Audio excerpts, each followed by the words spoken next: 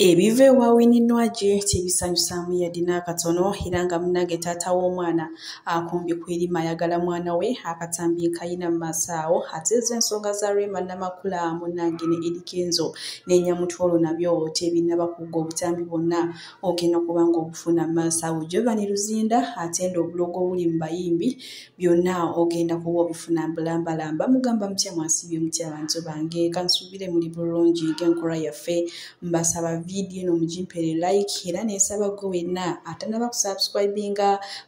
ku Suvi News nti mukwano subscribinga era onyigene mu notification bell sigenda barisa era nga batandise ne Nakanwa Winnie era nga basinga bamanyirya Winnie munnange amaze banga nga yeweera taata w'omwana era bulijjo abadde jagamba nti olunaku taata w'omwana lwali sinziira yonna gyali bali okujja okumusaba omwana kolo wetulitegeera Winnie omutuufu ate munnange byaludde olunaku lw'ejjo akatambi kolabaawo yoyo no munnange taata w'omwana wa Winnie manyi abantu abasinga abadde bagamba akyaka munnange taata w'omwana yafa Winnie kyava ayogera bw'oti omanyi ng'oyagala okujjako Winnie yogera ku musajja eyamuzaalamu omwana naye maama omusajja naye atusobedde yenna ali serious bitya kyokka kisinga okwewuunyisa ng'omwana muto teyafaawo yadde kujja kumubanja kyokka agira omwana akuze omwana avuddemu atuuse wanyumira okugamba atuuse okuyambako Winnie watuukira omutuma nti ndeetera kino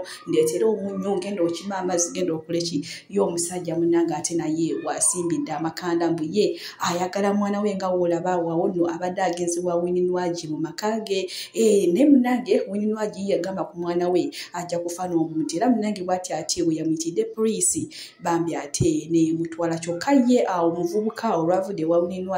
bw'atyo munnange bwe yageze n'awandiika ekibaluwa kye bakuntumye nga wookirabaawo n'agamba nti Winnie yes baali beyagaane bafunamu obutakkanya naye naye nga Winnie alina olubuto oba nga atanaba kufunawo obusente munnange nno yali amulabirira bulungi nnyo naye naye akyamwewuunyisa era kyamujja enviiri ku mutwe Winnie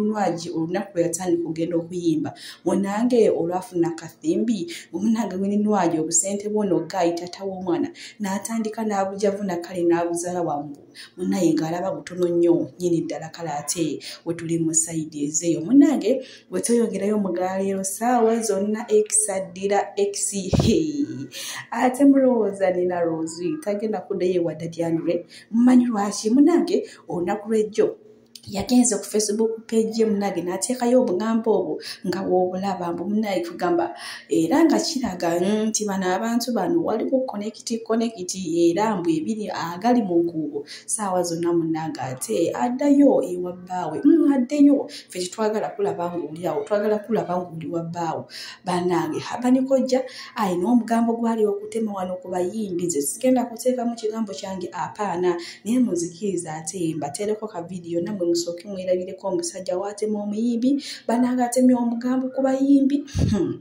akatambi kayina mu maaso wano naye simanyi oba byayogera bituufu oba si bituufu naawe ate osobola okumpa endowooza yiwamma mu comment section. Abayimbi bano 10 bengenda okwogera batambulirwako eddogo ekyo tekiriiko kuwakanya naye ndi wano okwegayirira nti bw'oba okimanyi nti oli omu ku baabaloga bambi bannayuganda ffenna tufukamidde tuli ku maviivi kagobako tukwegayiridde sawansi embugo namba 10 Giovanni Luzinda ono oluusi naye kennyini akyeyogerera namba 9 Jami Culture ono eddogo lyamusuulako n'eddalu namba 8 Stesha Mayanja baamuloga ne bamufulumya music industry okakkana ng'ali Canada Clever J baamuloga wadde nga yagamba eddogo lyafuluka naye ffe abamu tulabanga erikyaliwo Daudi Mugema bambi baamuloga era ng'ono baamusindikira ttalo Rocky Giant ono naye muloge yeetaaga kwambulula Gift of Kaddo baamuloga byayogera tebikwatagana omulala ye Maddox Sematimba naye aliko eddogo nga ne gwe bakyasinza okuloga Dr. Proper eddogo eriri kwono n'ow'emmindi asena yenna alina ky'osobola okukola tutaase talenti z'abakulu abo kubanga tezenkana byebyo nno munnange ate abanikojja omugamba agutemye bwera munnange aba abayimbi simanya bitya wamma nammwe ate ngaawe mbyewuliddeko yenna okuba sirias omuliko si bigambo byange wabula ate bibadde ebigambo bya abanikojja naawe ate osobola okumpa endowooza yiwammaawo mu comment section bwe tweyongerayo ye munnange fresh daddy aha munange abaddeko awo n'atunyonyola n'atugamba nti ebyokuyimba yagira ng'ate abitadde ku bbali kasa yafunayoko bizinesi ezimu era zitusomeddemu awo ezimuwa ku kasente naye agambye nti ayagala mu nnaku zino yatandika omuze gw'okwetega abakyala abalina ssente so gwe wenna munange omukyala aliyo ng'olinamu kasente nga weetaaga fresh dad munange ye waali tewali agambayo kintu kyonna munange Jovani Luzinda ono omwana mulezi nga yayimba ennyimba bannange zasingira ddala okusuula abantu mulavu gamba mwana mulenzi ono yali ayimbanga ennyonza ina oluyimba lwayimba simanya ninga mutamiivu oliko omwana emboosi era bameza ennyimba ebbiri ze zasinga okumutunda kale ne tumumanya nti munange ono omwana mulezi akooka munange abaddeko ku interview ye ne bamubuuza ennaku zino kiki munnaye nga tetukyakutegeera nga tokyayimba munange agambye nze wooleka banange omwana mulezi atenda obulogo obuli mu kuyimba munange abayimbi abo boolaba balogombo munange bamuloga ne bamusiraanya olw'okuba yali ayimba bulungi akootadde ne bashuga mami munange shuga mami yamwetega n'amwetega ekyava munange n'agwa naye mu mukwano ne maama mbu gye byaggwera tebyali birungi yadde n'akamu gaali maziga wamma meereere nga kootadde n'okumuloga ebintu nga yimukozesa ekiro kale wamma Jovani Luzinda ku sayidi ye bibadde nga tebisanyusaamu yadde n'akamu munange atiimu Kenzo n'omukyalo omuto munange Nyamukenzo bannamutoolo mbayina maaso wane naye nga atiimu Lema njiyina maaso wana ate eyina byeyogera ku Eddie Kenzo ne Dr. Muzange nasooka mbawe tiimu Lema Namakula then tweyongereyo ate ne tiimu Eddie Kenzo ne Nyamutoolo bannange bino bya relationship okweyagalira ku social media ne mugikuba abantu ne mumala ne mwekyawa ne bw'oliddamu okufuna omusajja eva abantu bali kujuliza relationship nkadde eri gye basooka okulaba naye omuntu yekka yakiyitako ekyo yali Rema yaleeta yasaawa Kenzo n'aleeta Amaza abantu ne batajulirira Kenzo kati Kenzo ali atoba namulidde mbusimanya ali ne minisita mbukati yayagadde minisita bano ba minisita ba Museveni balonderera bino bibalamu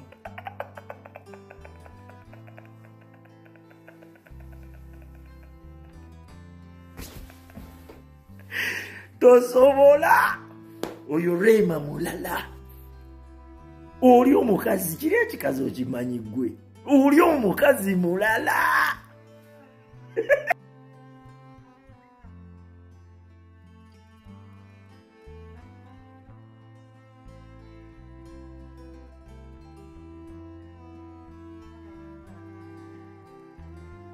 ate munange yebadde tiimu Rema Namakula bannange gw'omugambo ky'olina okumanya mungi nnyo nyini ddala kati munange nga womanyi nti ekkumi oba ŋŋambe terikyawomu era nga maaso wano nina tiimu Eddie Kenzo bannange kyekoze omukyala Rema Namakula naye nga nyongera obbajjukiza bannange mukyala Dr. Muzomu bw'ati Rema Namakula bino ebintu no munange muteeramu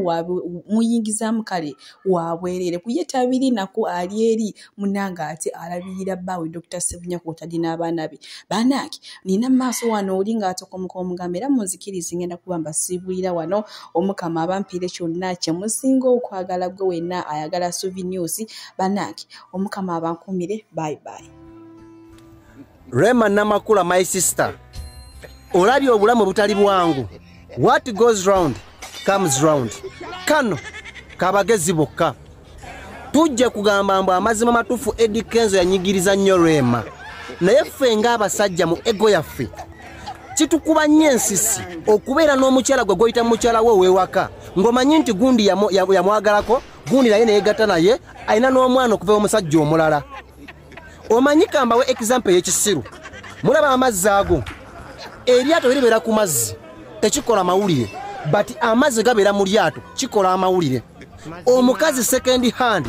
mwana waffe omukazi oyo akuba ensisi Eddie Kenzo sawa yakati okubeera nga buli bwalaga alanga Nyamutoolo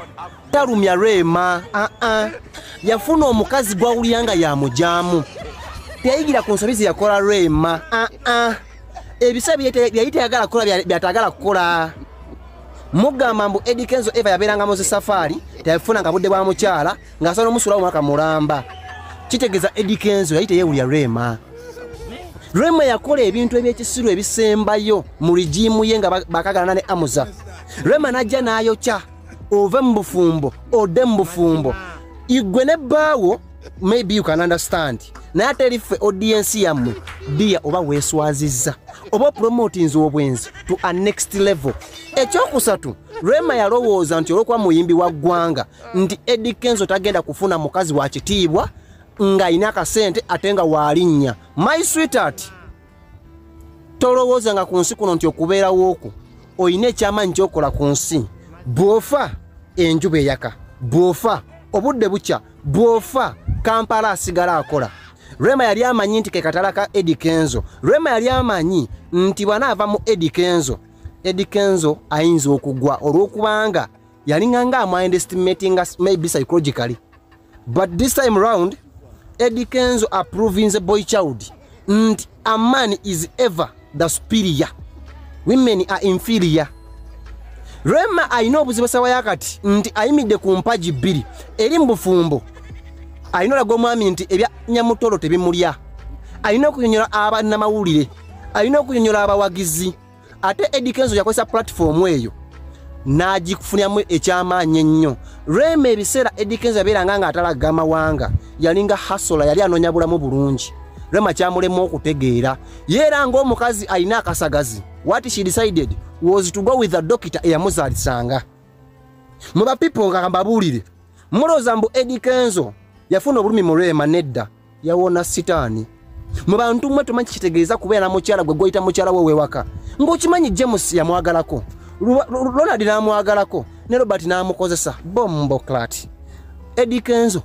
mubazira inze muyita yali musajja muzira nnyo mu nsonga z'obufumbo. Rema ya losing it all mu bulamu bwe. Waliwo ensobi abaana abawala ze mukola ku nsi kuno mu mbeera y'okuzimba amakubo okufuuka abaakabi nga ejja kukosa mu biseera by'omu maaso ekosa abaana bo n'abazzukulu bo. Rema ne bw'alikakkana atya talijjawo kibi kisikira ekyo nti yava ew'omusajja nadda ew'omusajja.